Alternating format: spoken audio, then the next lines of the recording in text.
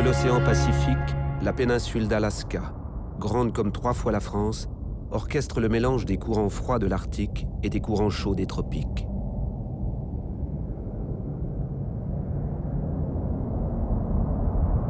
Ce brassage stimule la croissance de phytoplancton. Ces algues microscopiques donnent leur couleur verte caractéristique à ces eaux du large, où se dispersent et se nourrissent les saumons sockeye, reconnaissables à leur robe argentée et leur corps fusillé. Quand ils atteignent environ l'âge de 5 ans, ils se rapprochent des côtes et se regroupent en bancs compacts.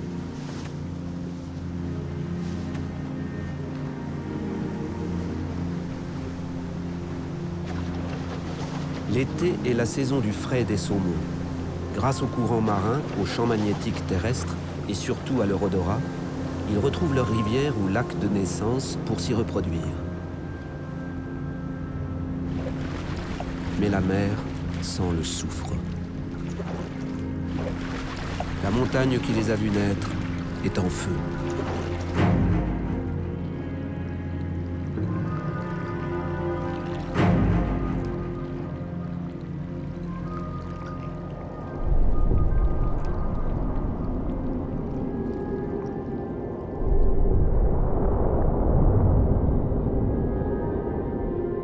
Alimentés par des laves visqueuses, la plupart des volcans d'Alaska sont explosifs. Ils décapitent parfois leur sommet sur plusieurs centaines de mètres et les pulvérisent en poussière de cendres volatiles.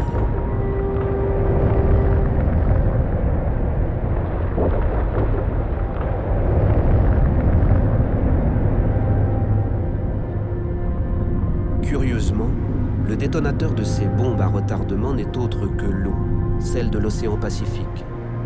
Sans cesse, les mouvements tectoniques l'emprisonnent dans le sous-sol de la Terre. Chauffée sous pression, elle se transforme en gaz qui tente de se libérer par toutes les failles disponibles, parfois à flanc de volcan.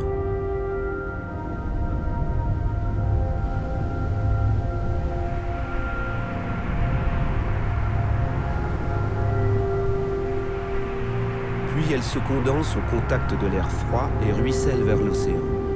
En prime, elle y dépose quelques senteurs venues du centre de la Terre, silice, fluor et surtout soufre. Les saumons et leur odorat reconnaissent en elle la signature de leur rivière. Tant qu'elle reste respirable, leurs instincts commandent. Ils doivent la remonter.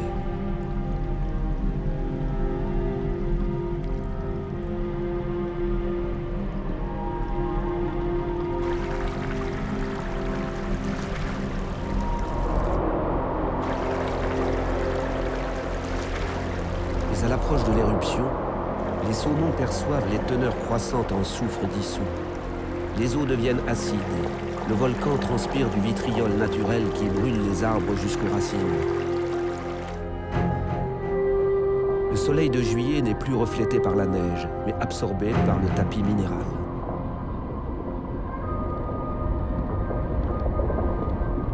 Dans ce monde de glace, l'enfer naît de ce mariage des feux de la terre et du soleil.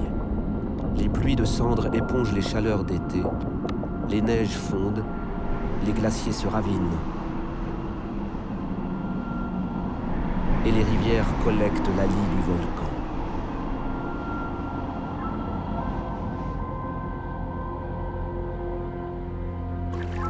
Pire encore, des diables gris prennent des raccourcis. Les nuées ardentes, des nuages brûlants chargés en cendres, dévalent à plus de 200 km/h. Toute la vallée est asphyxiée.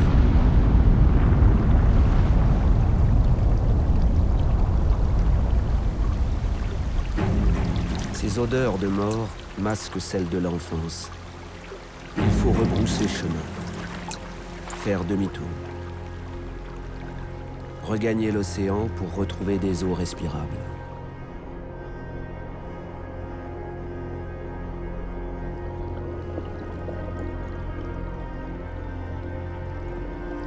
De retour dans le Pacifique, c'est chacun pour soi. Les saumons se dispersent, le banc se délite et ratisse la côte à la recherche d'une rivière de remplacement.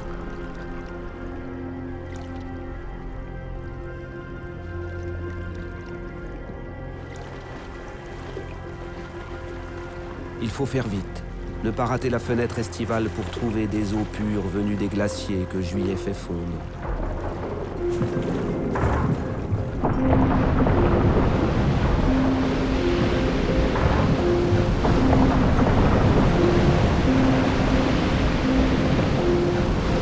Dans leur quête, les saumons peuvent aussi s'aider de leur vue. Elle leur permet de détecter un vaste spectre de couleurs, aussi bien en surface qu'en sous-marin, et dans toutes les positions.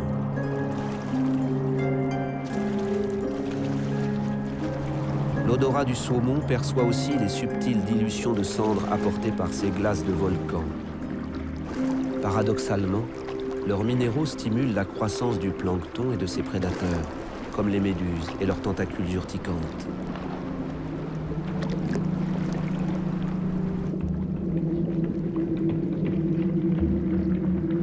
Heureusement, le saumon sent les odeurs des méduses et voit des nuances de vert qui nous échappent, ce qui lui permet de slalomer vers des horizons dégagés, vers de nouvelles effluves d'eau douce.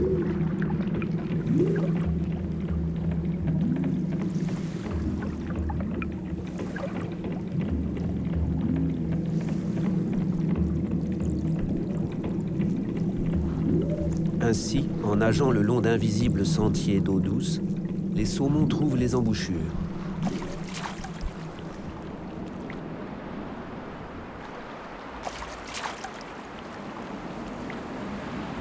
Mais pas forcément des rivières d'accueil.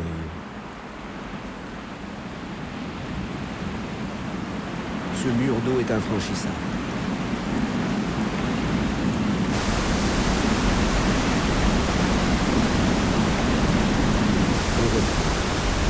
Tous les sens sont mis à contribution. La vue pour chercher des repères, le radar olfactif pour s'éloigner des eaux insalubres que le volcan disperse dans toute la baie.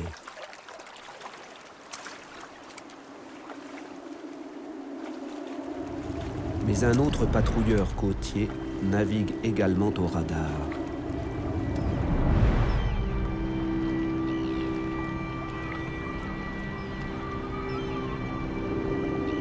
Le requin saumon, un sobriquet qui trahit ses habitudes alimentaires. Étrange voyageur que ce requin. L'été, on ne trouve que les femelles en Alaska, les mâles préférant les eaux de la Sibérie.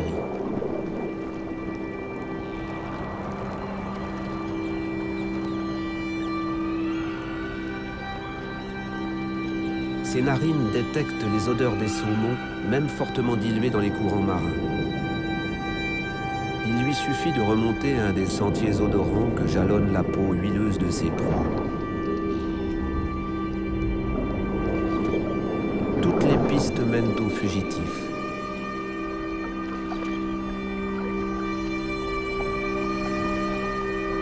Deux femelles, deux routes inverses, et voilà les saumons pris en tenaille.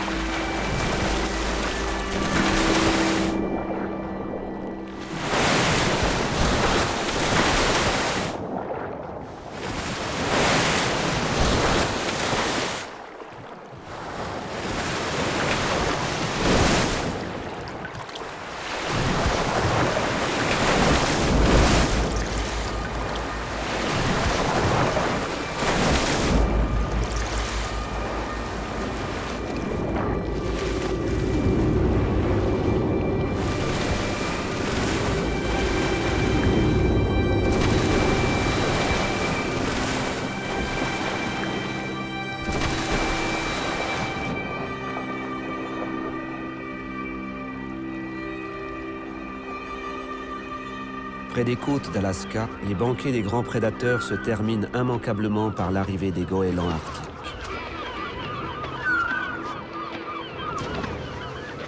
Les saumons sockeye, eux, ne dorment pas et ne se nourrissent pas pendant leur longue migration. Oubliez le plancton animal, leur nourriture favorite. Ils ne vivent que sur leurs réserves qui s'appauvrissent rapidement.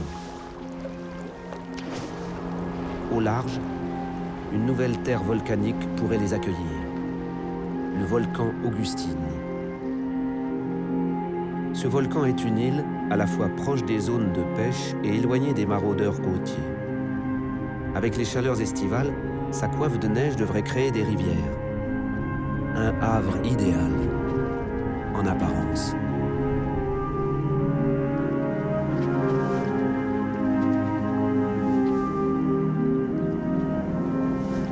Mais Augustine est un autre géant décapité. À 1200 mètres d'altitude, il reconstitue sa tête avec des roches en fusion qui empêchent la formation d'un glacier. Toute l'année, l'eau s'infiltre sur les flancs poreux de ce dragon assoupi et ruisselle jusqu'à l'océan sous des tapis de scories. Il n'y a aucune rivière sur l'Augustine. Il faut passer son chemin.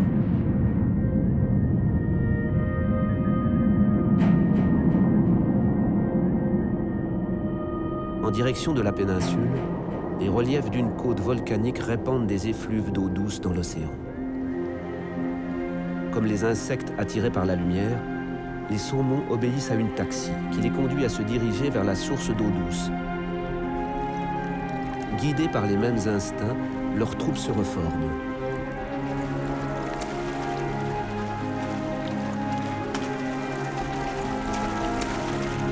Mais cette procession attire des oiseaux de mauvais augure.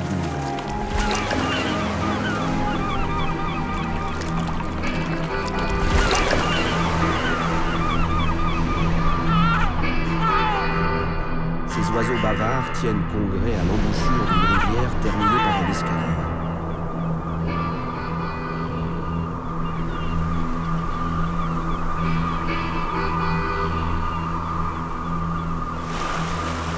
Ces marches et leurs cascatelles sont à la portée des saumons.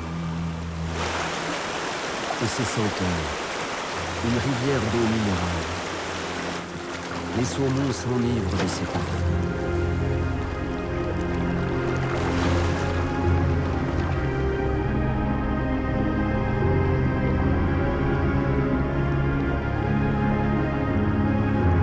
Plus de doute. Voilà enfin la rivière tant espérée. D'autres saumons socailles, les résidents, se massent également devant l'embouchure. D'autres, ils connaissent cette rivière. Ils y sont venus. Curieusement, ils ne se mélangent pas avec les nouveaux venus, les visiteurs. En apparence, ils se ressemblent tous. Mais les saumons parviennent à se reconnaître. Comment? Mystère. Seules des analyses génétiques nous permettent de les différencier.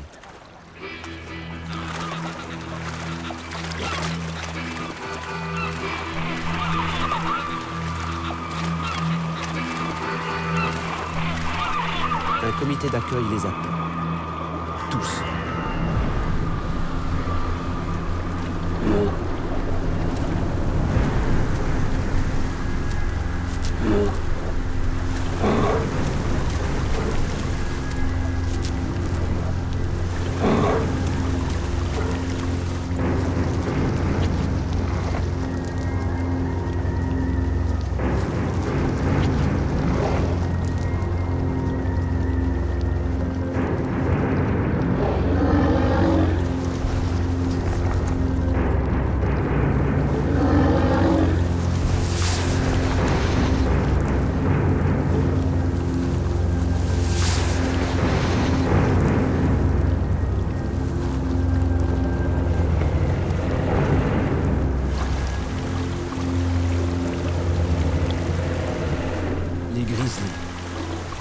Pour doubler de poids pendant le bref été arctique en vue de leur hibernation, ils se gavent de plantes et de fruits.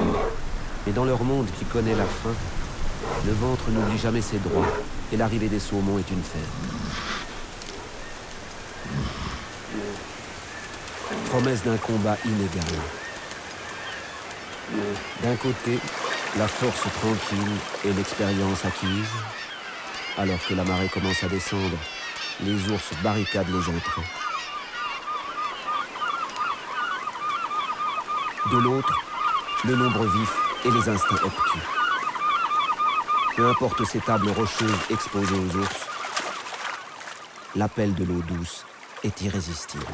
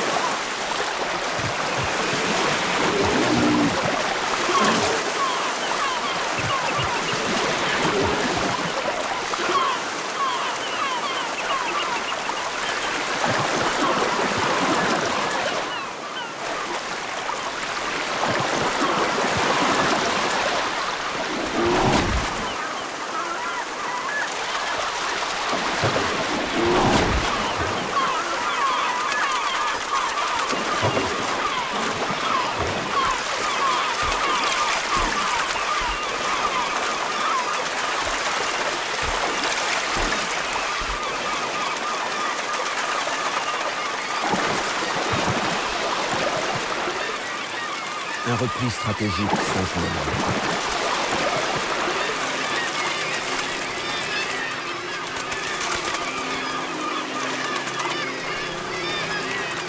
Avec la marée descendante.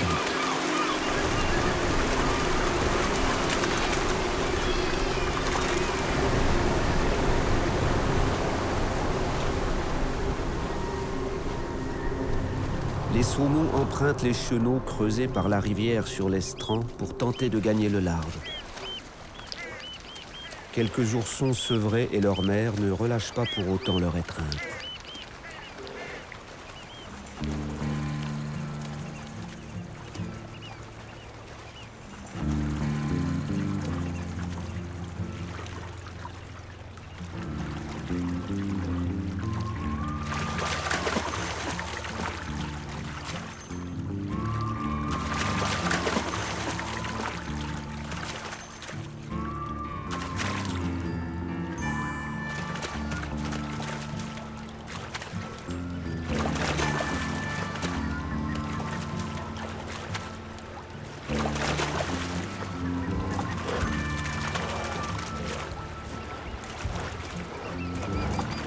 C'est ainsi que les oursons apprennent, en multipliant les essais et les erreurs.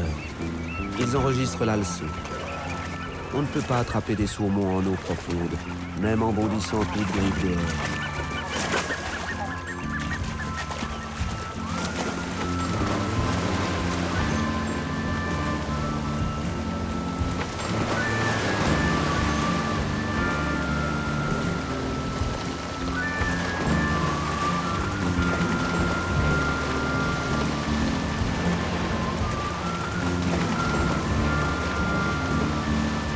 À l'étal de marée basse, tous les saumons ont déserté l'abri. La peur de l'ours est un instinct qui les protège. Ils ne vont pas risquer une nouvelle ascension en terrain dégagé. La marée remonte enfin. Mais les saumons restent en mer. Ils attendent que les courants s'estompent au terme de la marée haute. Un combat vital va s'y jouer.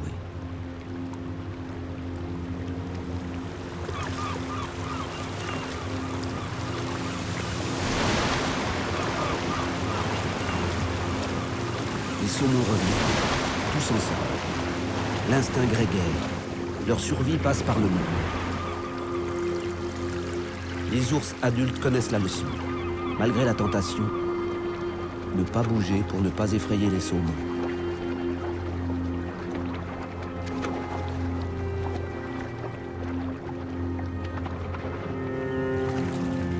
Puis remonter avec le flot. À l'étal de marée haute, quelques mètres dangereusement exposés aux ours ont été gagnés. La rivière n'a jamais paru si proche.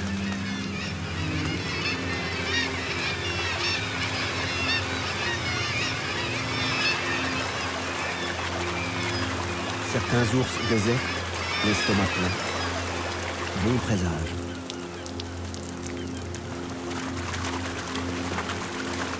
Mais sur les marches, d'autres occupent les places stratégiques. Les oursons bredouillent à marée basse et leurs mères expérimentent. Le choc est inéluctable.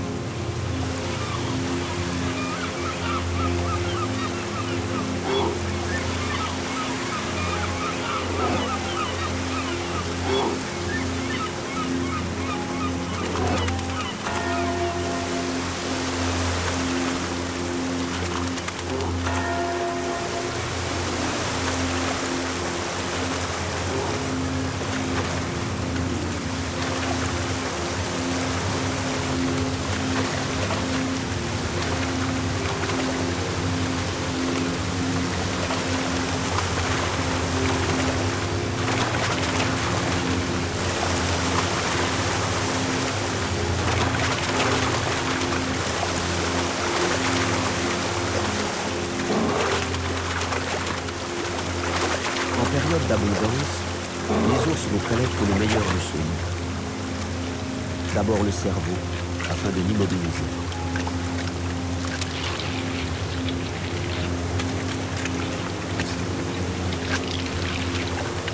Puis sa peau huileuse avec une étonnante dextérité.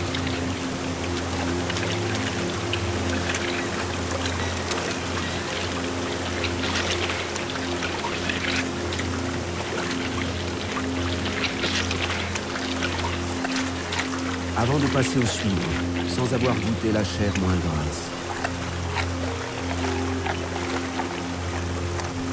Pour le plus grand bonheur des picassiers.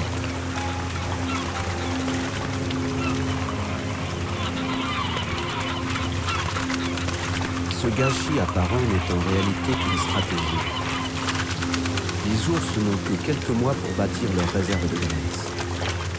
Quand les saumons sont rares, ils mangent également leur chair. Mais quand ils abondent, les gourmets festoient.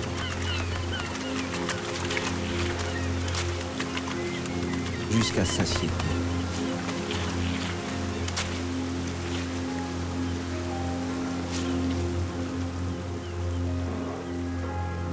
Que reste-t-il après le carnage? Le nombre.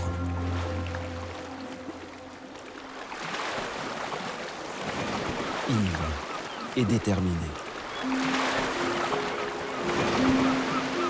Chacun pour sa peau.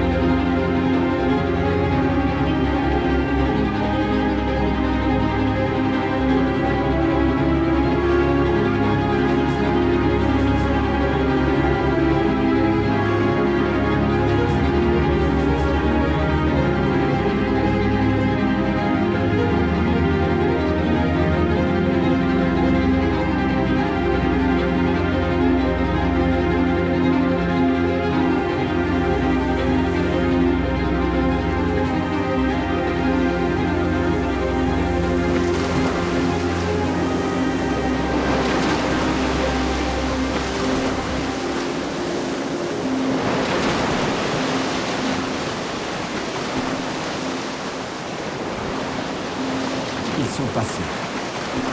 Vers l'inconnu. Les saumons sont des nageurs infatigables, capables de parcourir plus de 10 000 km au cours de leur vie. À la différence d'autres saumons, les sockeyes n'interrompent leur remontée que lorsqu'ils trouvent des eaux calmes.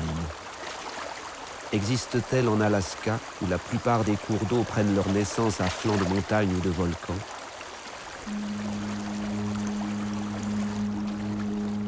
Une curiosité, cette rivière, tantôt étroite, tantôt large. Elle semble circuler dans un lit bien trop grand pour elle.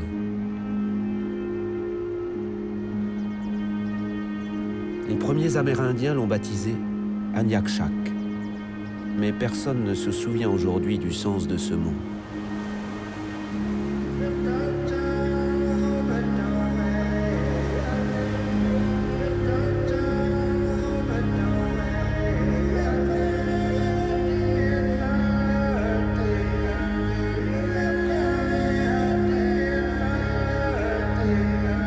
Dans son tracé incertain, quelques bras morts et affluents se perdent. C'est justement dans ces sentiers oubliés que les populations résidentes de Sockeye trouvent des eaux calmes pour frayer. Dans le lit principal, les visiteurs poursuivent le même but, mais par une route inconnue.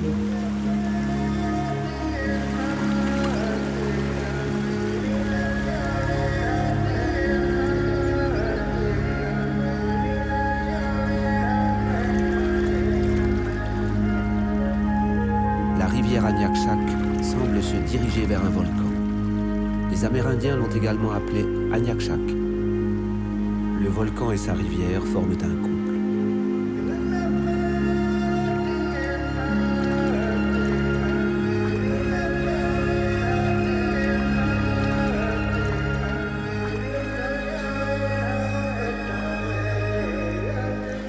Que cache Aniakchak derrière ses remparts?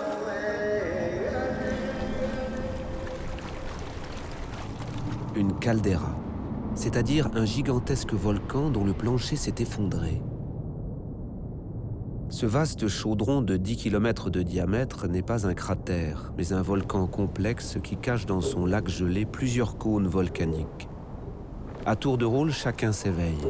Avec plus de 40 éruptions au cours des derniers 10 000 ans, Aniakchak est le volcan le plus actif de la péninsule d'Alaska. Comme ses voisins, c'est un volcan gris qui annonce ses colères explosives en faisant trembler le sol.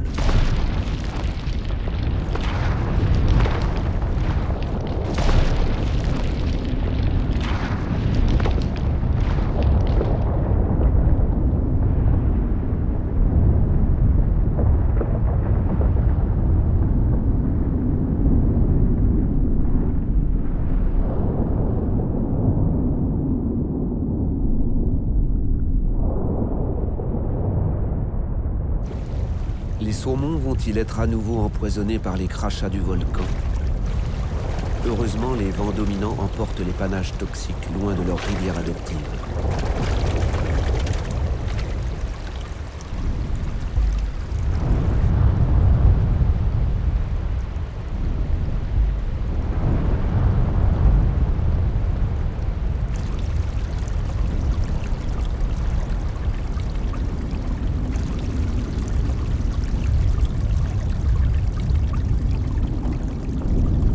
Mais sous les coups de boutoir des tremblements de terre, les remparts de la caldeira se lézardent et libèrent brusquement les eaux du lac.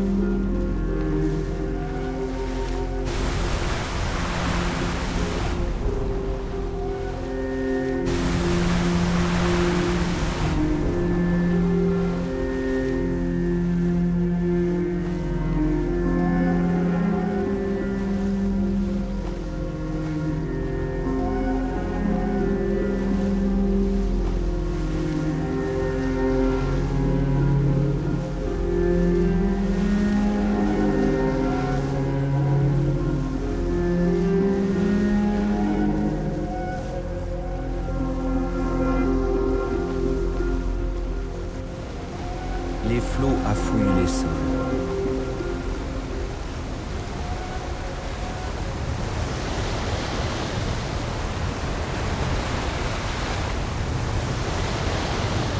Et emportent les trépassés jusque dans la vallée.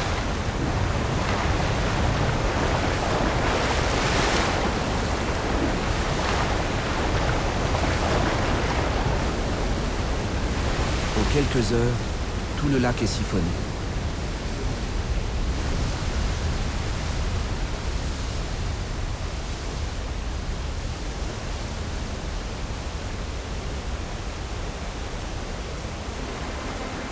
Le volcan Aniakchak est un démiurge qui dispose du destin de ses hôtes.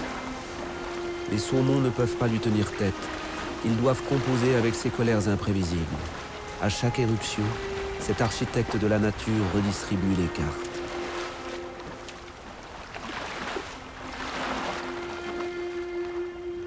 Et les redessine.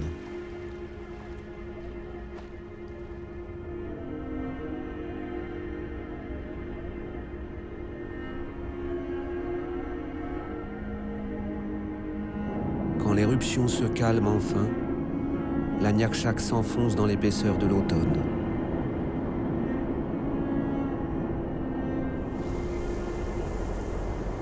Au pied du volcan, les saumons sont dispersés dans un chaos inextricable de bras morts. Certes, ils abritent des eaux calmes, mais sans oxygène. La végétation en décomposition y dissout du dioxyde de carbone. Les visiteurs ont payé un lourd tribut au cataclysme et aux charognards.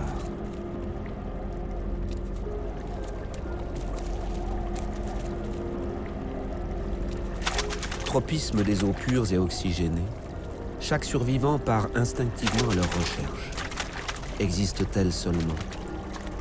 Ici, tout n'est que désolation.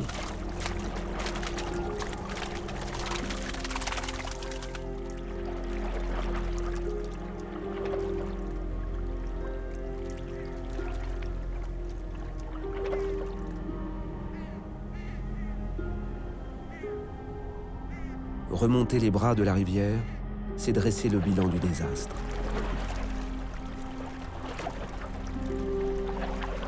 L'Aniakchak a eu la peau des ours.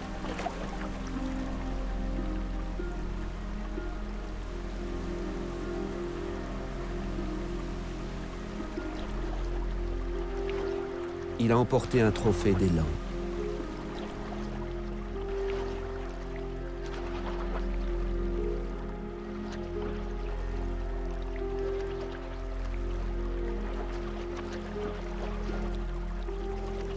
Il a même exhumé les restes d'un géant d'un autre âge. Une défense de mammouth.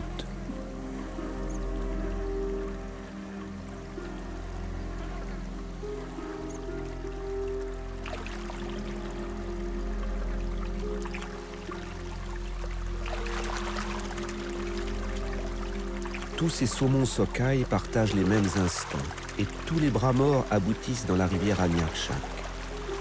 Ainsi, en remontant leur cours, ils reforment leur banc. Comme en mer, les saumons adultes obéissent ensemble à l'appel de l'eau douce. Dans le chaos volcanique, c'est un atout formidable pour réussir cette course d'orientation. Contre la montre.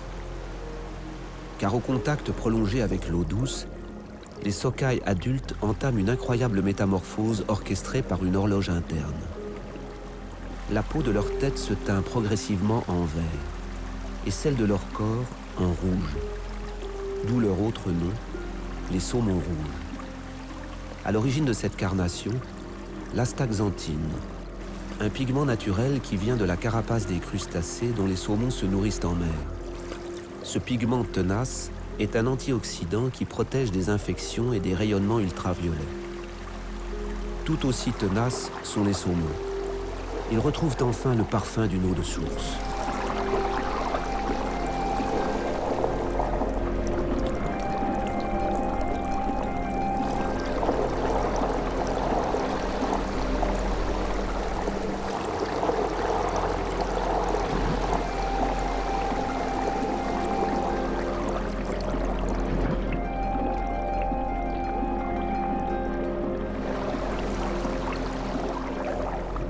Leur Graal est proche.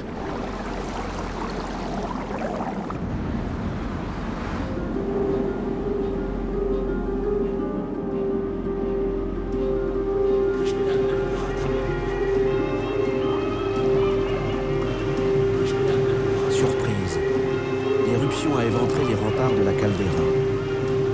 Mais où mène cette rivière ?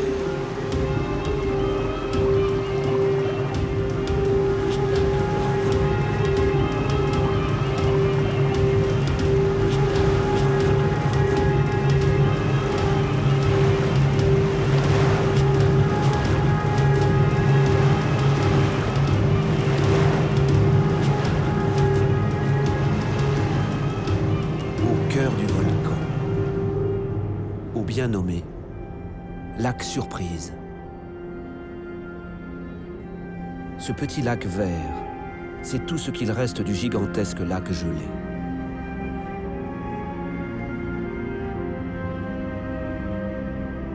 Depuis les parois du volcan, il collecte les eaux de pluie.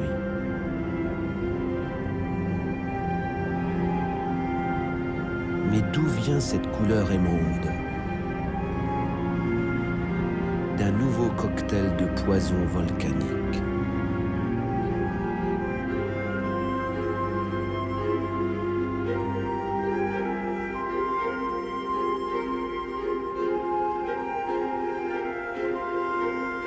L'eau du lac s'infiltre au cœur du chaudron, puis ressort chaude, acide et minéralisée par des sources où seules quelques bactéries parviennent à survivre. Des bactéries thermophiles qui remontent à l'origine de la vie sur Terre. Le démiurge donne la vie et la reprend.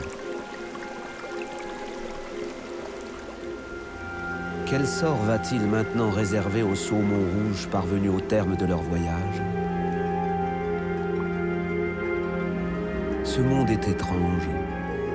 Malgré les poisons qui affluent du centre de la Terre, l'eau du lac reste tout juste respirable.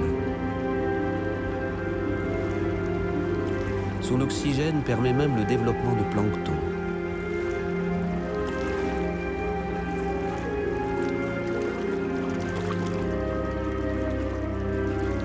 Plus curieux encore, les remparts de la caldeira arrêtent et dissolvent les nuages.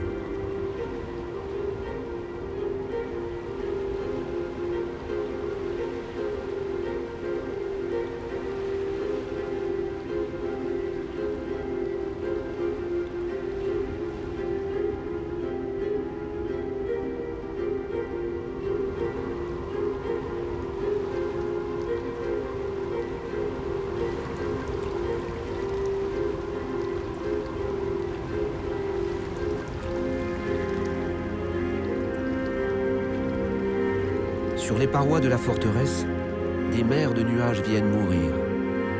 Leurs eaux pures s'infiltrent dans ces roches poreuses.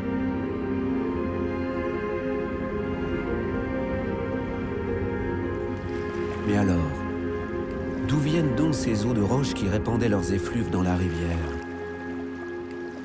L'odorat sophistiqué des saumons peut-il les localiser dans cette soupe minérale ?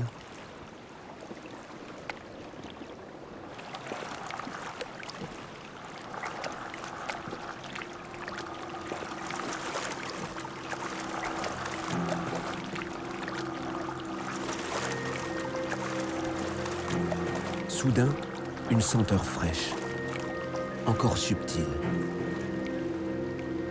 Portée par un courant, elle devient délicate, enivrante. Voilà la source.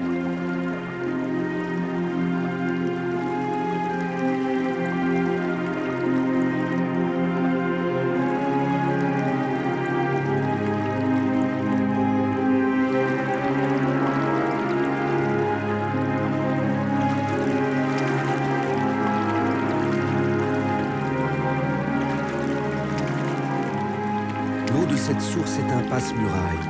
Par un miracle géologique, une petite portion de la paroi capte l'eau de pluie à l'extérieur et, via quelques lézardes oubliées, la déverse directement à l'intérieur. Dans l'enfer vert du lac Surprise, cette résurgence crée une poche d'eau limpide, un paradis pour les saumons. Même au paradis, les saumons rouges continuent leur métamorphose. Sous l'effet de quelques hormones, la bouche des mâles se transforme en un bec crochu et garni de dents, pour mieux écarter les rivaux.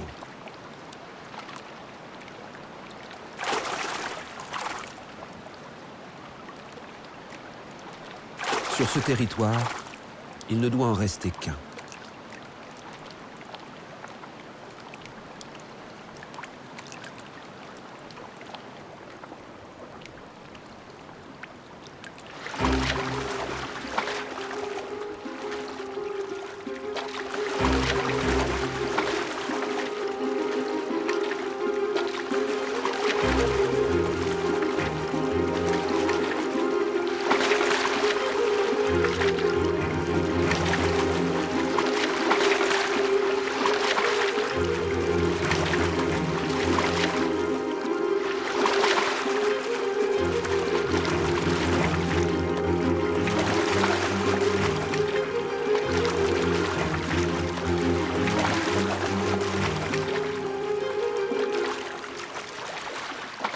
Plus petite, plus terne, la femelle choisit le grand gagnant. De son voyage périlleux au centre de la Terre, elle va pouvoir livrer l'ultime secret, dans cette intimité jalousement gardée.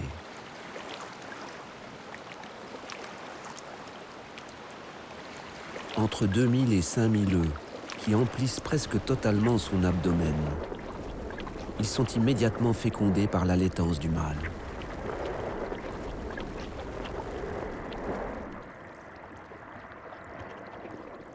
Et ensevelis par la femelle à l'abri des prédateurs.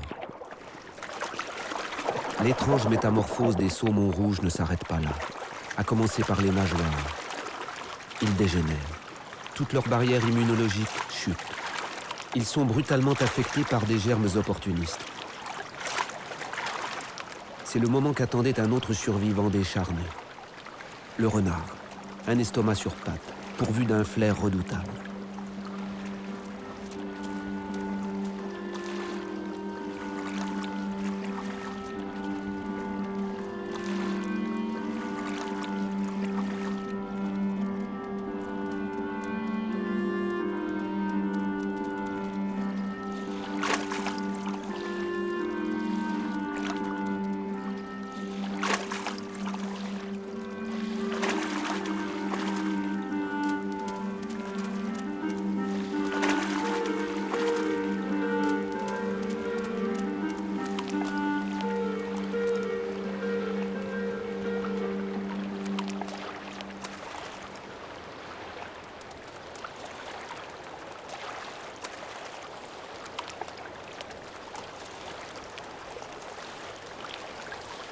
Malgré leur vieillissement accéléré, les saumons restent encore trop vifs pour le gringalet.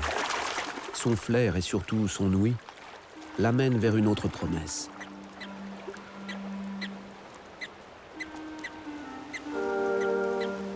Le spermophile arctique, un cousin des marmottes. Paradoxalement, ce sont ces cris d'alarme qui trahissent sa présence.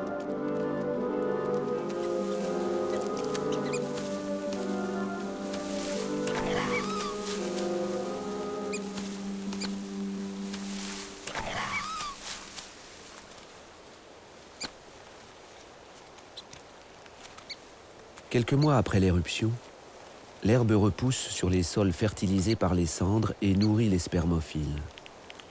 Les chaînes alimentaires se reforment rapidement dans la caldeira d'Aniakchak et les ventres des renards reprennent leurs droits.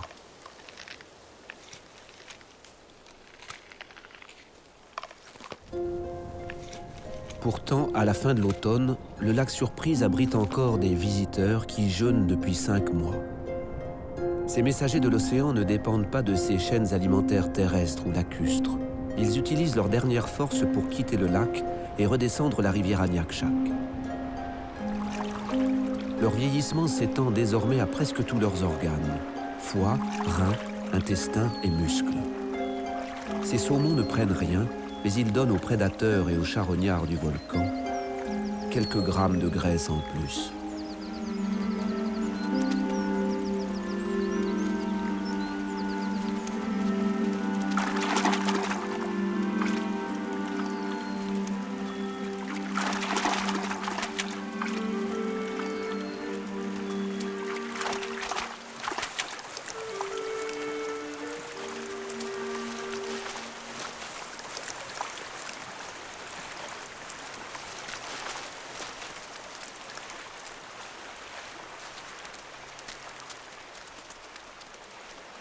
Ingrate nature. Leur épique voyage au centre du volcan restera sans retour. Tous les saumons meurent d'épuisement.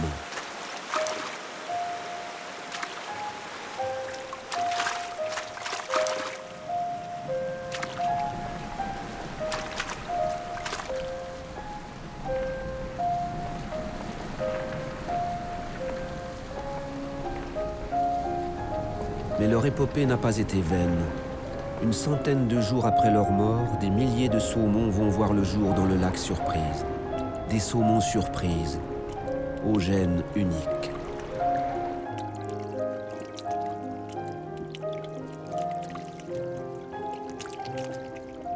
Il y a bientôt 2000 ans que la paroi de la caldeira d'Aniakchak s'est ouverte et que ces saumons transmettent leur bagage génétique au cœur du volcan.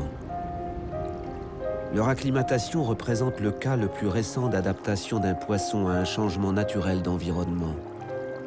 Les saumonos survivent pendant 2 années dans les eaux tout juste respirables du lac, en se nourrissant de plancton. Ensuite, ils descendront la rivière Aniakchak, dont le lit a été agrandi et remodelé par les flots du volcan, et y retrouveront d'autres bancs de saumons nés dans ces affluents, sans jamais se mélanger à eux. D'apparence semblable, ils restent génétiquement différents. Leur vie ne sera pas un long fleuve tranquille. À l'âge de 2 ou 3 ans, tous découvriront enfin l'océan et ses nouveaux dangers.